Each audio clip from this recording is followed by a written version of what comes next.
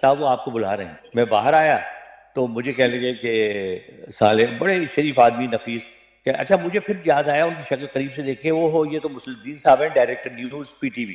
तो मैंने अच्छा। सलाम किया तो उन्होंने कहा, भाई हसन जली साहब, मेरा नाम मुस्लिउद्दीन है। मैंने कहा जी मैं जानता हूँ। कह लगे, भाई आपको खबरों में इंटरेस्टेड है, आपको इंटरेस्ट है? मैंने कहा जी ये खबरें तो मुझे बड़ी मुश्किल लगती है। कह लगे, उसमें क्या मुश्किल है? अच्छा आप ऐसा करें, कल जरा सुबह मेरे दफ्तर आए, वो सामने दफ्तर है मेरा, वो पीली कोठी जो है, तो सुबह आ जाए आप 10:30 बजे। मैं चला गया। उन्होंने मुझे एक स्क्रिप्ट दिया, वो मैंने स्क्रिप्ट पढ़ा तो उन्होंने मुझे कहा कि नहीं, ये इसमें जज्बात मत लाएं, सीधा सीधा पढ़ें इसको। बिल्कुल जब मैं पढ़ चुका तो उन्होंने एक साहब को आवाज दी, फारूकी साहब, वो सीनियर प्रोड्यूसर थे। उनको कहने लगे, यार इनको ले जाएं जरा, कैमरा इनका टेस्ट कर लें। उन्होंने मुझे ले जाके कैमरे के सामने उठा दिया। मैंने कोई 5-7 मिनट की खबरें पढ़ी, मैं बाहर, तो वो दोनों अंदर चले गए कमरे में, मुस्लिउद्दीन साहब और फारूकी साहब। कोई 10 मिनट के बाद मुस्लिउद्दीन साहब बाहर मुझसे कहने लगे, आपके पास कोट और टाई तो होगी? मैंने कहा जी है। कह लगे, भाई आप ऐसा करें, आज 5 बजे आ जाइए, हमारा 5:45 में बुलेटिन होता है, तो आज खबरें आप पढ़ेंगे, वो छोटी पक्की। तो ये अच्छा। इस तरह हमारे खबरनामा शुरू हो गया। अच्छा, कभी खबरें पढ़ते हुए, वैसे तो मना किया गया है कि जज्बात ना आपके मतलब चेहरे पर ना आए, कभी ऐसा हो कोई चीज बुरी लग रही हो और एकदम कोई शिकन आ गई हो, ऐसा कुछ नहीं हुआ? नहीं, खबरों में जाहिर है कि वो असल में जब आप देखें प्रोफेशनल हो ना, और आप कोई खास माहौल में बैठे हों, जैसे आप जब अंदर खबरें पढ़ने के लिए जाते हैं, आपके सामने लाइटें होती हैं, कैमरा लगा हुआ होता है, ठीक है जी, आपके सामने स्क्रिप्ट होता है, उस जमाने में स्क्रिप्ट होता था, तो आप सब कुछ भूल जाते हैं। फिर आपके ध्यान में होता है ये अच्छा, वो खबर को आप खबर ही की तरह पढ़ते हैं, वो अच्छी है बुरी है। तो फिर ठीक। मैं 2 दफा जज्बाती हुआ था।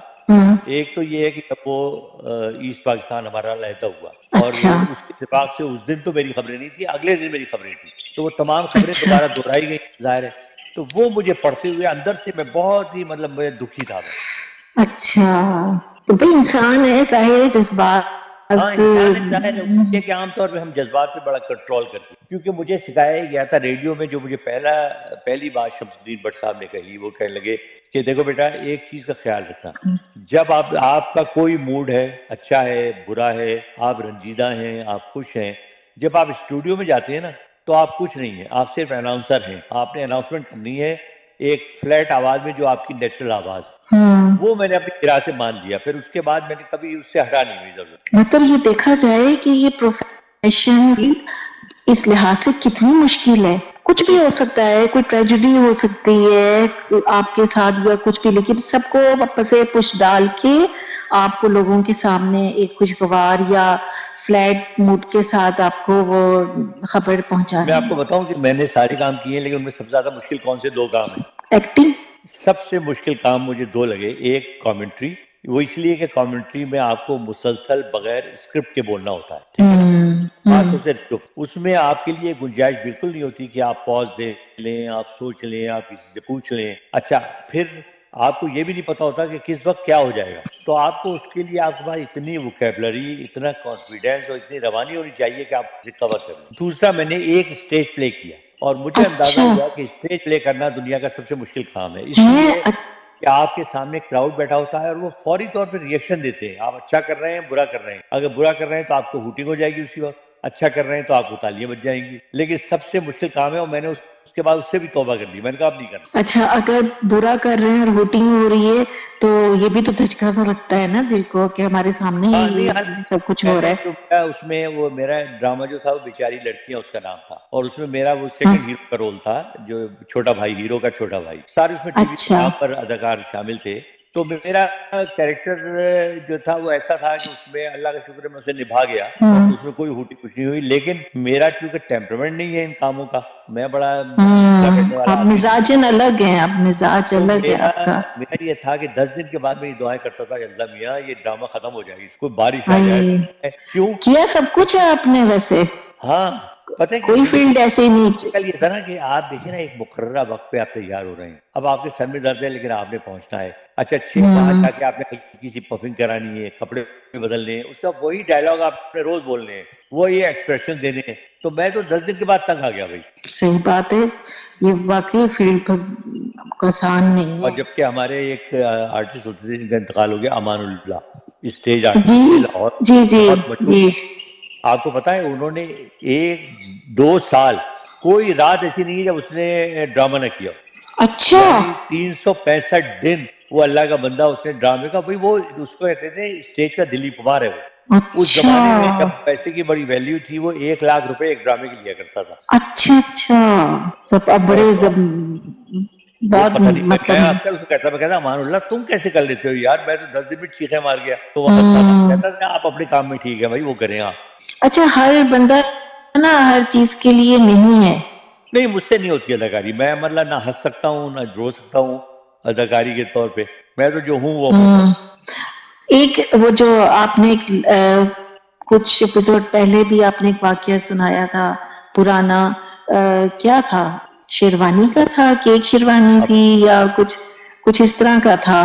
और नहीं नहीं नहीं, जब वो मलका कोई बरतानिया की कोई मलका का इंतकाल कुछ हो गया अच्छा, था और वो नहीं, खबर सुनानी थी। वो ये था, वो मेरा फेवरेट है, वो वो मेरा रेडियो फेवरेट, में मेरा दिल मजेदार था चाहता भाई। है कि अब हाँ वो आप वो ये दोबारा था कि सुनाएंगे रेडियो जरा। में एक जमाने में वो, अब ये मॉडर्न पैनल तो हुआ नहीं करते थे, इक्विपमेंट हम्म जो था वो इतना पैनल वो नहीं होता था। तो वो इक्विपमेंट ये था कि ये 2 स्टूडियो थे, एक स्टूडियो में वो एक पैनल सा बना हुआ था और बराबर का म्यूजिक स्टूडियो था जिसमें म्यूजिशियंस वगैरह बैठते थे। तो वो जो अनाउंसर था ना, वो खुद ही उस पर बैठता था पैनल पे, और उसका काम सिर्फ ये होता था, जब वो दाएं तरफ करता था तो उसका माइक ऑन हो जाता था, जब वो बाएं तरफ करता था तो वो म्यूजिक के स्टूडियो में चला जाता था, और दरमियान में वो न्यूट्रल रहता था। हम्म तो इंग्लैंड के बादशाह गालिबन जॉर्ज पंजुम थे उनका, हम्म और कहा गया कि भाई ये बड़ी इंपॉर्टेंट है, तो अभी तुमने बस अनाउंसमेंट करनी है फौरी तौर पर, और 2-4 कलमात उनकी तारीफ में कह देना।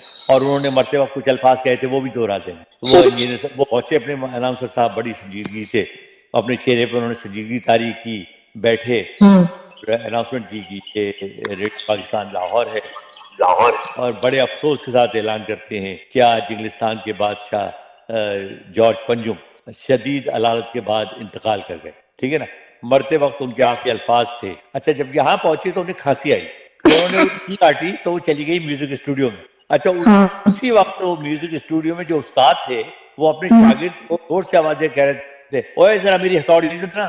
तो अब जुमला अच्छा, ये बना कि मरते वक्त उनके आखिरी अल्फाज थे, ओए मेरी हथौड़ी तो देना। ये इतना मजेदार वाक्य मैं सोच रही हूँ कि जब आप वहां पर मौजूद होंगे तो कितना इससे महसूस हुए होंगे। आपको एक मैंने वो वाकया सुनाया था, नहीं वो नहीं सुनाया था, एक टेलीविजन पे एक बड़ा मशहूर वाकया हुआ जो मेरे सामने हुआ, क्योंकि मैं उस वक्त खबरें पढ़ रहा था, खबरें पढ़ने के लिए बैठा हुआ था। ड्रामा अच्छा हो रहा था यहूदी की लड़की, आगा आशिर अच्छा। काश्मीरी का। उसमें एक हमारे बड़े सीनियर अदाकार थे, अल्लाह बख्शे उनका इंतकाल हो गया, एम ए रशीद, वो किरदार का अदा कर रहे थे मुसलमान का। हम्म ठीक है, और आखिरी उनका सीन था कि उनके वो यहूदी जो है उनके पेट में खंजर मार देता है, और उन्हें कहा गया था कि तुम औंधे गिरोगे और मर जाओगे। ठीक है ना, और तुम्हारा मतलब ये सैड म्यूजिक चल रहा होगा, आप लेटे रहेंगे, जब आपको हम कहेंगे चुटकी बजाएंगे तो आप फिर उठिएगा जब कैमरा ऑफ हो जाएगा। वो सही। बेचारे सीधे साधे आदमी थे, खैर उन्हें वो खंजर मारा गया, वो गिर के मर गए। अच्छा, अब मर अच्छा गए तो वो सैड म्यूजिक चल रहा था, सब स्टूडियो में खामोशी तारी, सब इंतजार कर रहे थे ड्रामा खत्म हो। इतने में वो जो असिस्टेंट प्रोड्यूसर था उसके हाथ से वो गिर गई पेंसिल, अच्छा लकड़ी का फर्श था, तो उस पर गिरने से आवाज आई जैसे चुटकी बजती यूं। अच्छा, अच्छा तो पीर साहब समझे कि ड्रामा खत्म हो गया, तो उन्होंने अच्छा। गर्दन उठा के यूं देखा, तो किसी ने उनसे कहा, ओए लेट जा लेट जा। वो दोबारा औंधे गिरे और मर गए। तो हाँ। अगले दिन एक अखबार निकलता था इमरोज, उसपे खबर लगी सुर्खी कि टेलीविजन का मुर्दा जिंदा हो गया। अरे ये अब वो क्या। लाइव आप कुछ नहीं कर सकते, बड़ा लोगों ने मजाक उड़ाया, बड़े दिन तक वो एम ए रशीद को छेड़ते रहे लोग, लेकिन वो जो और डैमेज था वो डैमेज वाज डन। और जहां जहां से गुजरते होंगे उनको अजीब अजीब से कुछ सुनने को बड़े मिलते मसाइल होंगे, पाकिस्तान फिक्रे। उस जमाने, चूंकि देखे ना सिर्फ टीवी था और रेडियो था, तो सारी तवज्जो टीवी पे, तो ये आलम था कि सिग्नेचर ट्यून से लेके और कौमी तराने तक लोग हिलते नहीं थे, बैठे रहते बिल्कुल। थे। और और वही बड़ा क्लासिक दौर था, और उसी क्लासिक दौर में ना अरे बड़े बड़ा कमाल का पाए के बने, सुनहरी जिसे दौर, हर लिहाज से। सुनहरी दौर था, और हाँ हर लिहाज से सुनहरी दौर था।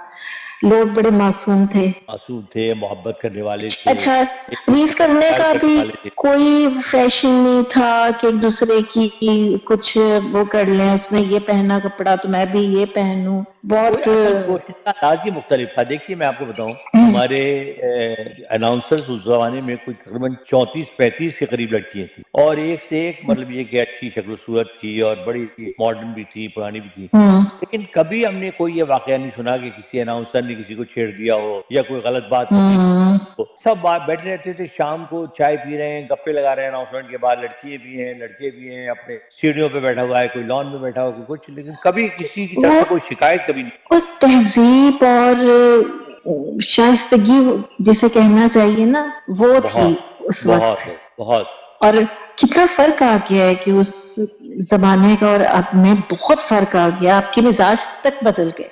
देखिए, जब मुआशरा टूट रहा हो ना, जब मुआशरा टूट जाए तो फिर यही होता है, मुआशरे की अकदार खत्म हो जाती है ना। एक जमाने में तो आपको भी पता होगा कि गली में अगर हमारे घर का बच्चा कोई खेल रहा है और कोई गलत बात कर रहा है तो पड़ोस का कोई बंदा उसे डांट भी दिया करता था, थप्पड़ भी मार दिया करता था। और मुझे अच्छी तरह याद है, तो घर आता था तो उल्टी माँ उसको कहती थी, बिल्कुल ठीक किया, अंकल ने तुम्हें थप्पड़ मारा। अब आजकल तो लड़ने को तैयार हो जाए, तुमने हमारे बेटे को मारा कैसे। अब वही तो कह रही हूँ, आज इतना मतलब सब कुछ बदल गया है। मैं अपना बचपन याद करती हूँ तो अपना ये थी, उनको पता था कि गलत बात नहीं मारा होगा। हाँ बिल्कुल। और हम तो किसी को जानते हो या नहीं जानते हो, हमें कहा गया था कि सलाम करना है, जो कोई गुजर रहा तो पता नहीं किस किस को सलाम करते रहते थे। नहीं, सलाम तो इस्लाम में है कि भाई आपको तो वही ना, जिस जान बिल्कुल किसी को जानते हो या नहीं जानते हो, हमने सलाम करना होता था। तो ये तो घर से ही अब बच्चा सीखता है। आपको पता है, बचपन में आसिफ साहब को बड़ी डांट पड़ती थी। हैं? हाँ, कैसे पता? वो हमेशा मेज के नीचे घुटे हुए मिठाई खा रहे होते थे। और पूरे डब्बे खाली कर लिए। और पड़ोस वाले भी कहते थे कि भाई तुम हर दूसरे दिन एक डब्बा ले जा रहे होते, तो कहाँ खा के आते हो। और जब उसकी पिटाई होनी होती थी, तब भी ये ना मेज के नीचे घुस जाया करता था। हाँ, वो पिटाई वाली बात तो मैंने छुपा ली जरा, अब थोड़ी आसिफ तो लाज रखनी है ना। और हमने खोल दी वो बात। वैसे आसिफ जो है ना, ये प्रोग्राम बंद करा देंगे जितनी हम उनकी तारीफें करने लगे।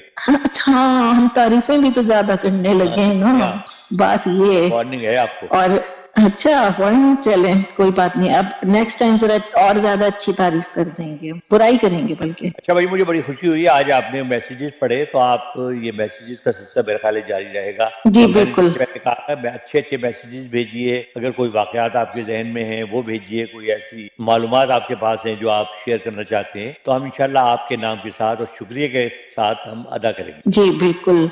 और प्रोग्राम का वक्त अब खत्म हो गया है, 1 घंटा पता भी नहीं चलता। आपसे इतने मजेदार किस्म के वाकयात सुनते हैं कि टाइम तो पूरन छू हो जाता है। तो सामीन, आप हमें अच्छे मैसेजेस कीजिए और जो कुछ पूछना है हसन भाई से पूछिए, और मुझे और हसन जलील साहब को इजाजत दीजिए। अल्लाह हाफिज। अल्लाह हाफिज।